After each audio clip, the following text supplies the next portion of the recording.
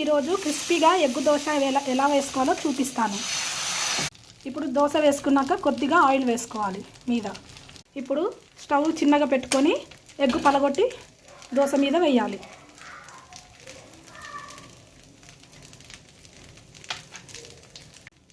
దోశ మొత్తం స్ప్రెడ్ చేయాలి.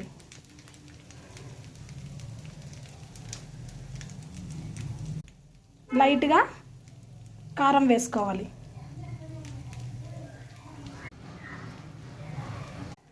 లైట్గా ఉప్పు వేసుకోవాలి. ఇప్పుడు దీన్ని ఎర్రగా కాల్చుకోవాలి. 2 సైడ్స్ కాల్చుకోవాలి. స్టవ్ పెద్దగా పెట్టుకొని ఎర్రగా 2 సైడ్లు కాల్చుకోవాలి. ఇప్పుడు ఒక సైడ్ కాలింది కదా, రెండో సైడ్ కాల్చుకోవాలి. చూడండి, ఎర్రగా కాల్చుకున్నాం కదా. రెడీ అయిపోయింది క్రిస్పీ ఎగ్ దోశ.